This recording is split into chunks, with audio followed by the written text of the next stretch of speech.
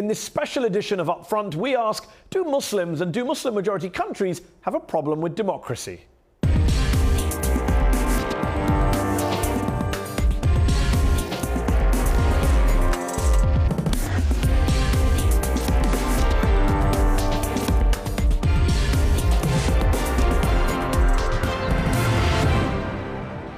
I'm Mehdi Hassan, and in this special edition of the show on Islam and democracy, I'll speak to experts, to activists, analysts, diplomats from across the Muslim-majority world, from Egypt, Turkey, Pakistan, Tunisia.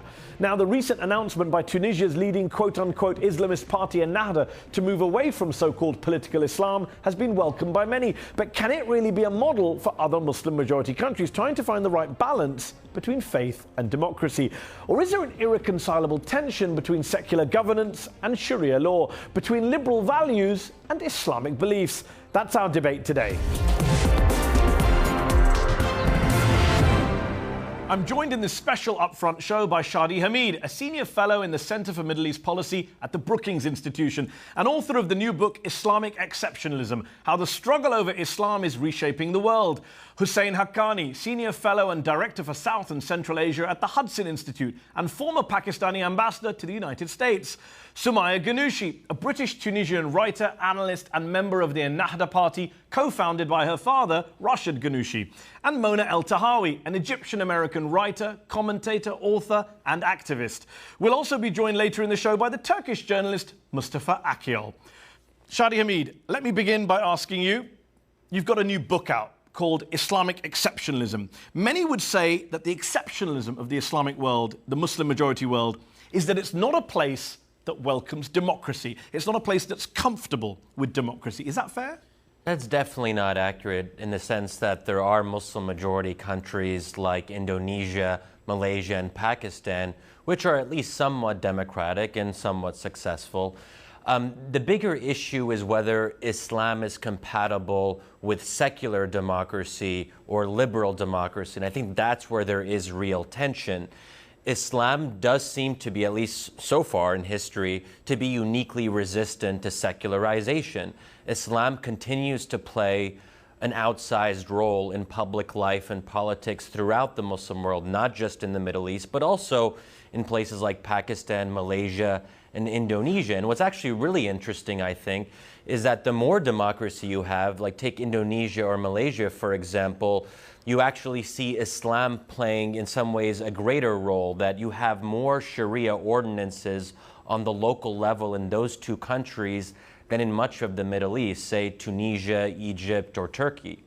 Well, Hussein Haqqani, you were the ambassador of a country that is one of the world's biggest Muslim-majority nations. It calls itself the Islamic Republic of Pakistan, and yet for around half of its existence, it's been under military rule. How much is this outsized Islam that Shadi refers to responsible for some of that lack of democracy? Well, first of all, let us understand what we are talking about. Democracy is actually a way of thinking. So when Shadi says that, there can be some form of democracy that's not liberal, I don't understand that. Because very frankly, democracy cannot just be the majority voting somebody into power and then that person imposing laws which he or she says come from God and therefore they cannot be changed. So what is really the problem in the Muslim world is that while the West was evolving new forms of politics over the last few centuries, we were stagnant, the Muslims were stagnant, and then we came under colonial rule. And after colonialism, we are divided between those who want to imitate the West and those who say we need to go back to Islam. Now, there are people, and I would say that, for example, Ennahda in Tunisia is an example of somebody saying, no, we need to move forward with Islam. And that would make room for real democracy. What has happened in Pakistan is the military basically has tried to build a nation which did not exist. Egypt has been there for 5,000 years. There is a Tunisia. Pakistan was carved out of British India and it needed an identity, and Islam was used to provide that identity. So Pakistani Islamism is rather different from Islamism in other countries. Well, you mentioned Ennahda. Sumaya Ghanouchi, your party Ennahda won a lot of praise for helping Tunisia transition from dictatorship to democracy without implementing God's laws, as Hussein mentions, for helping draft a relatively secular constitution, handing over power to a government of technocrats, And yet, after all of that, you weren't rewarded by Tunisians. You lost the 2014 parliamentary elections. Is there a long-term future for Islamic or quote-unquote Islamist parties, such as your own, in a relatively secular democratic country like Tunisia, in an increasingly secular democratic world? Well, you say we lost the elections, but we're back to being the largest bloc in parliament. I think when you talk, you talk about the constitution being secular, I'm not too comfortable with these terms, secular and Islamist. They're very ambiguous, very controversial, and really ideologically loaded. And when you talk about democracy, I think, and Islam, and the issue of their compatibility or incompatibility, I think you need to define what you understand by Islam and what you understand by democracy. To me, democracy is a set of mechanisms that help rationalize the political sphere. And Islam, like any great religion, has been and is still subject to many interpretations. There are open, flexible interpretations, and there are extreme and closed interpretations. And if you adopt the former, the more open interpretation, you can find a ground of a common ground between Islam and democracy. Just before I leave you and go to the next panelist, just very quickly, you say Islamist and secular loaded words, and I don't disagree with you. They're often used by people like me as shorthand. How would you describe Ennahda? I would describe Ennahda as a democratic party with an Islamic reference. It's a more liberal Islamic democratic party. Mona El-Tahawi, the experience in your country, Egypt, has been very different to that of Tunisia. In Egypt, the Muslim Brotherhood period in power was a bit of a disaster, many would say. Ended in a brutal military coup, the banning of the Brotherhood. You were a critic of the Brotherhood, just as you are a critic of the Sisi government today. Would you accept that Tunisia's experience shows parties with an Islamic reference can compromise, can govern effectively, can share power? I reject the role of religion in any system of politics around the world, whether it's my own country, Egypt, or the United States, where I lived for 13 years, or I was in Jerusalem as a Reuters correspondent, and I noticed the role that Jewish parties played in that country's disastrous politics as well. So I reject the role of religion. I am secular, and I'm a proud secular Muslim, and I use both terms together because I think that there's too much resistance to the two terms together. And by secular Muslim, I mean that in my life, I'm a Muslim. But in my public and political life, I am secular. But Mona, just to be clear, when you say you don't, secular Islam in private, not in public, just to be clear, you mentioned also the United States. Would you accept that in the West, democracy has been informed by its quote-unquote Judeo-Christian heritage? That is part of the history and culture here. So why shouldn't, in Muslim-majority countries, Islam at least inform the principles or the values of governance? Or should it have no role whatsoever? Yeah, well, I think it shouldn't, because I think we should learn from the Judeo-Christian tradition, and we should aspire to be better. Because as I said, when I was in Jerusalem, I saw the role that Jewish political parties play in Israel's politics. And I've seen here in the United States just how toxic the dialogue has been. I mean, I just follow the geopolitical debates every month. They are determined to turn the United States into a Christian country. And as an Egyptian American, I thoroughly reject what I call Christian politics, and as I do Islamic politics in Egypt. I want a politics that is like a room with a ceiling that is as high as possible. And the higher that ceiling, the more people can stand under that ceiling. The more religion plays a role, the lower that ceiling becomes, especially for women, especially for sexual minorities. Okay, let me... For minorities. So Mona says she wants to put the ceiling as high as possible, and that means keeping religion out of the public space. Well, religion can be a foster for tolerance and for openness, and so can secularism. I mean, secularism hasn't always been a foster for tolerance and for openness. After all, Stalin and Hitler were secularists. So again, you really have...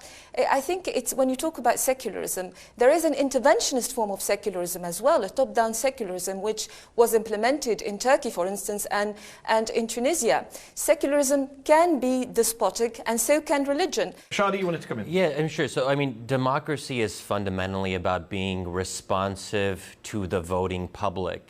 And most of these societies in the Middle East voters want Islam to play a significant role in public life. And they can disagree on what that means exactly, but this is very clear. So if you're telling the majority in Egypt, Jordan, or Tunisia, sorry, we're going to exclude religion and privatize religion, that is actually counter to the essence of democracy. And that's why it's extremely important to find a way to incorporate those citizens. We don't have to like it. We don't have to like Islamists. We can be very uncomfortable with them. But democracy is democracy, and we have to respect that. That's an incorrect characterization of what the Islamists want. The Islamists say that we are the custodians of God's law. Read all Islamist literature. And by the way, you must remember that until the age of 19, I was an Islamist myself. So there is one thing, which is acceptance of people's religiosity as an integral part of society. And it is quite another to start saying that theologians will invoke historic interpretations of faith and then insist that that will constitute the boundary for legislation. But let me just put to point to you, but Mona. I want to address both Egypt and Shadi's point about this idea that if this is what people want, we have to give it to them. If I look at, a state in the United States like Alabama, which is known to be very conservative, very southern, and often, maybe unfairly, but probably quite rightly, very racist and bigoted. If I were to take a poll in the state of Alabama and ask them, how many of you would approve of building a mosque, say? So now this is probably a majority Christian state. I am sure many people, a shockingly high number, would say, no, don't.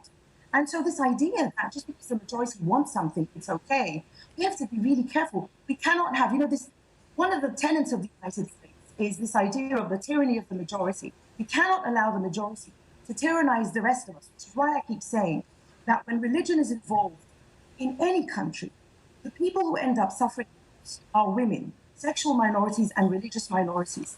Mona, let me put that point to Sumaya. Sumaya, Mona says not just she doesn't trust clerics, but what do you do when there's a tyranny of the majority, even if it's a religious majority? How can you simply say, well, we've won an election, therefore we have legitimacy? Well, in Tunisia, what is characteristic about the Tunisian experience is that Ennahda, for instance, has completely steered clear of the logic of majority versus minority. I mean, Ennahda in 2011, after the revolution, when it won the elections, it declared that it was not interested in ruling alone, that it would not follow the logic of majority versus minority, and that it wanted to build coalitions with other forces, whoever was willing to work with it, and it forged a coalition with two other secularist and again we go back to that term, nationalist and liberal parties.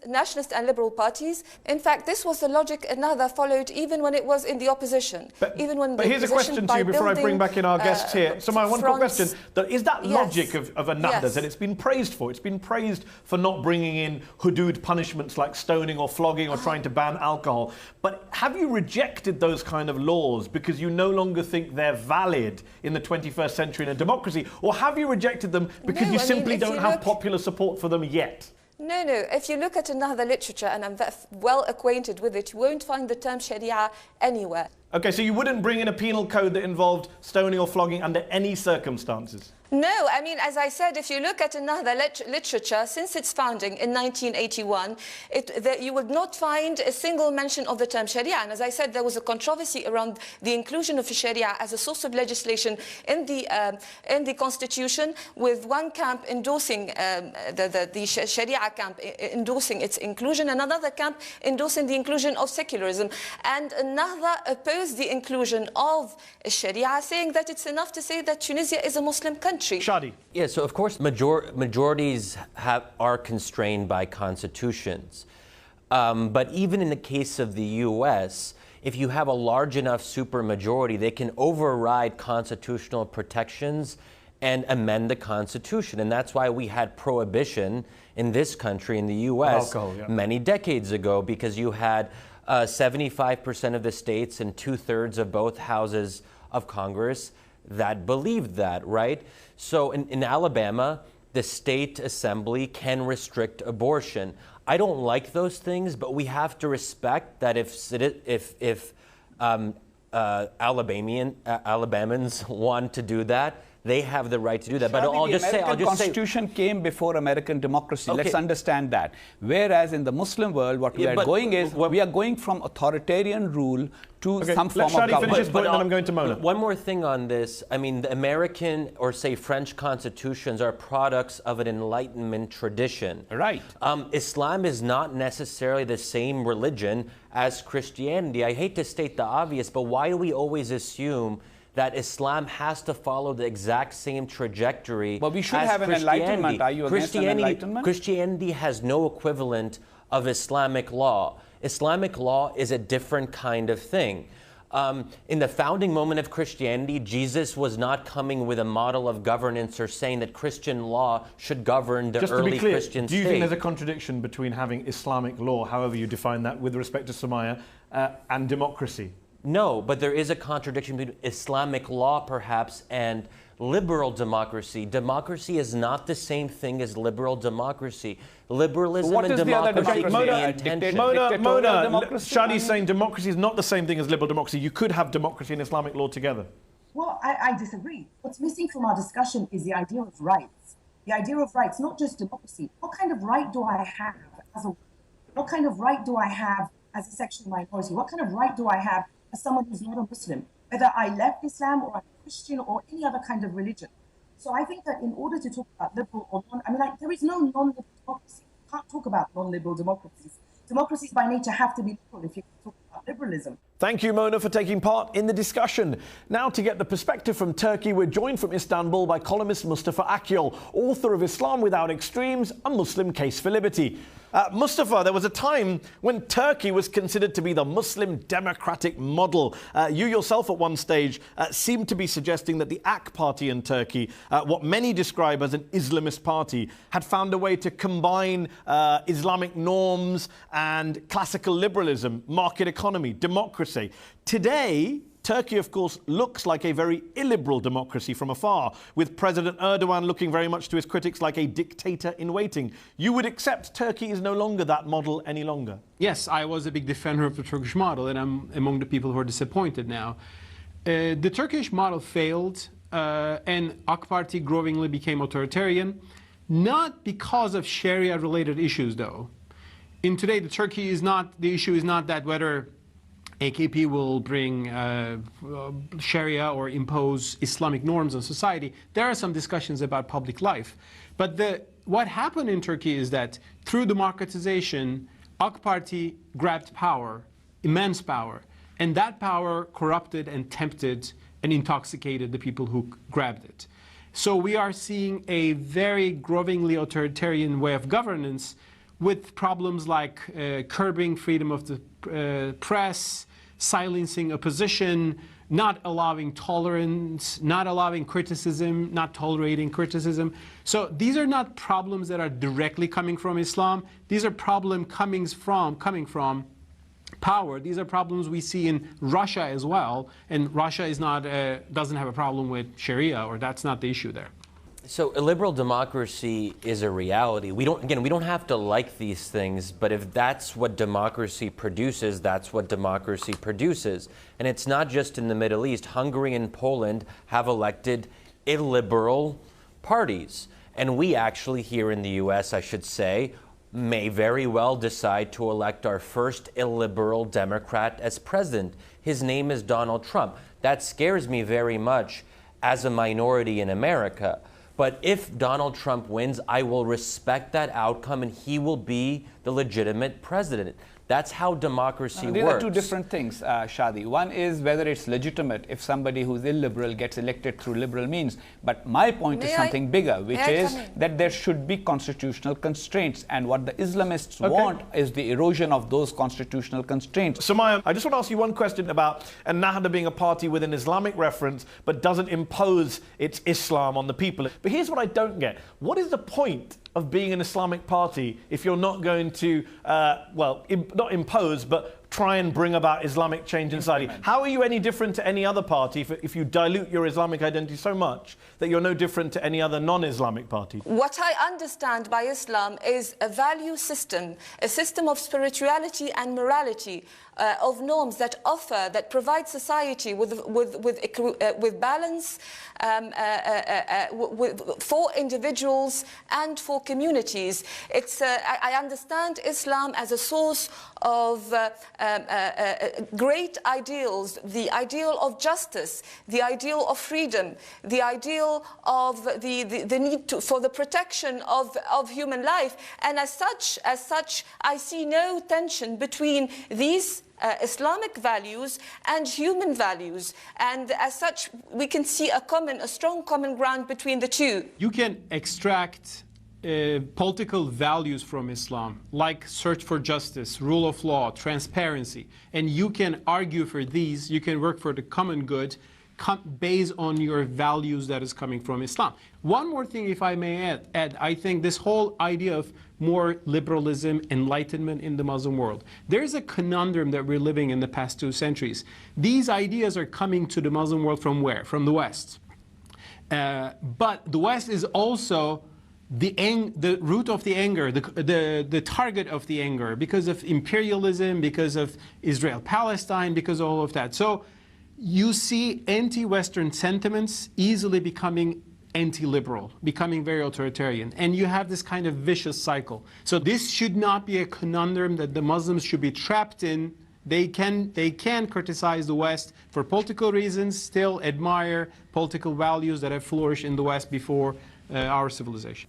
Well, can I make a point in response to Mustafa? I mean, we hear so much criticism of Turkey these days, of the political system in Turkey, and whatever reservations one might have to the political system in Turkey. I mean, if you look around the region with its dictators and generals, with their record of rigged elections and repression, and some of whom have never bothered with elections or parliaments, I think Turkey looks very well.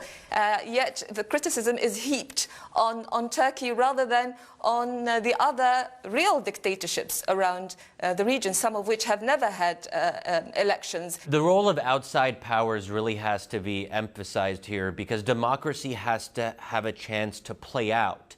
So look, as bad as the Muslim Brotherhood in Egypt was and as lousy as Morsi was, they were only governing for a year, and then the process was aborted. So we have to be very careful about making sweeping conclusions when it never actually has a chance to proceed. And this is where, as an American, I think it's really unfortunate that we have a pretty tragic history as Americans in supporting autocratic regimes. We supported the military coup in Egypt. And this is where I think we have to look inward and say, well, we talk a lot about democracy, but in practice, we don't actually support it.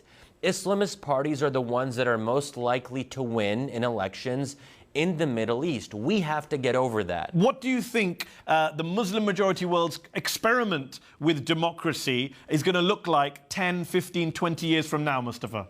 Throwing forward rather than looking back. It will be complicated. We haven't gone through an enlightenment yet, as Shadi rightly pointed out. We need that kind of thought as well to make our democracies not authoritarian, but more liberal democracies. Well, I think I'll just make a small point saying whatever the future of these democratic experiments in the region, what is certain is that dictatorship and despotism have no future in this region. Okay, Shadi?